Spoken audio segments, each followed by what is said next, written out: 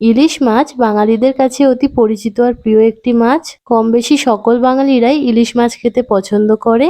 তাই আজ আমি আপনাদের সঙ্গে শেয়ার করব সর্ষে বাটা দিয়ে ইলিশ মাছের রেসিপি। হাতের কাছে থাকা দু একটা উপকরণ দিয়ে খুব সহজে ইলিশ মাছের এই রেসিপিটা বানিয়ে নিতে পারেন। গরম গরম ভাতের সাথে ইলিশ মাছের এই রেসিপিটা খেতে অপূর্ব লাগে। নমস্কার, আমি তাপসী আর আপনারা দেখছেন তাপসীদের হেসেল। চলুন আজকের রেসিপিটা স্টার্ট করা যাক। আজকের রেসিপিটা বানানোর জন্য আমি এখানে নিয়েছি 600 গ্রাম ওজনের ইলিশ মাছ।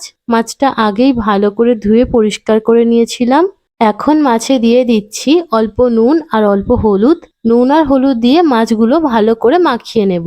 ইলিশ মাছ যেহেতু লবণাক্ত জলের মাছ, তাই এতে নুনটা কম করেই দিতে হবে।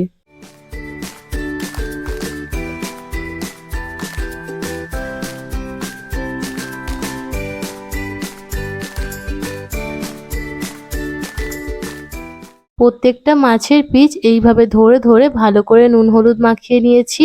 এখন এটা এইভাবেই 10 মিনিটের জন্য রেস্টে রেখে দেব। এখন মাছের জন্য একটা মশলা বানিয়ে নেব। তার জন্য শিলে নিয়ে নিচ্ছি 4টে কাঁচা লঙ্কা, 1 চামচ সাদা সর্ষে, 1 চামচ কালো সর্ষে। আপনারা চাইলে শুধু সাদা সর্ষে অথবা শুধু কালো সর্ষে নিতে পারেন। এখন দিয়ে দিলাম অল্প করে নুন আর জল। এবারে মশলাটা একদম মিহি করে বেটে নেব।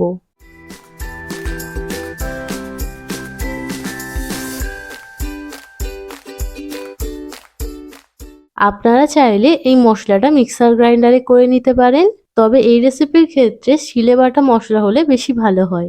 এখানে মশলা মিহি করে বাটা হয়ে গিয়েছে। এখন এটা পরিষ্কার করে তুলে নিচ্ছি। এবারে রান্নাটা শুরু করব। তার জন্য গ্যাস অন করে কড়া বসিয়ে দিয়েছি আর কড়াতে দিয়ে দিচ্ছি পরিমাণ মতো সর্ষের তেল। তেল গরম হয়ে গেলে ফোড়নের জন্য দিয়ে দিলাম অল্প করে কালো জিরে আর দিচ্ছি অল্প করে হলুদ আর অল্প করে লঙ্কার গুঁড়ো। এখন কালো জিরের সাথে হলুদ আর লঙ্কার গুঁড়ো একটু নাড়াচাড়া করে নেব, যাতে কাঁচা ভাবটা চলে যায়।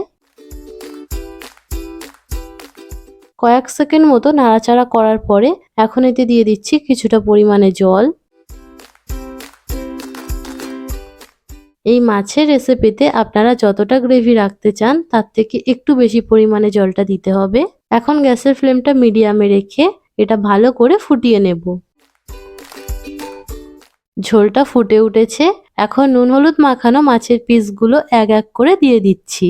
সব মাছের পিসগুলো দেওয়া হয়ে গেলে গ্যাসের ফ্লেমটা লো থেকে মিডিয়ামের মধ্যে রেখে এটা ঢাকা দিয়ে 2 থেকে 3 মিনিটের জন্য রান্না করে নেব।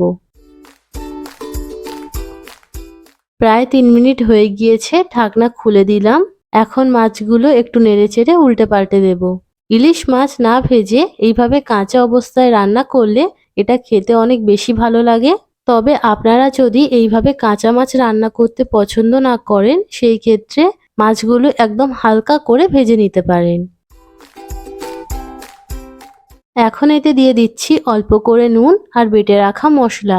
খেয়াল রাখবেন, সর্ষে কাঁচা লঙ্কা বাটার সময় অল্প করে নুন দিয়েছিলাম, তাই এতে নুনটা একটু বুঝে দিতে হবে।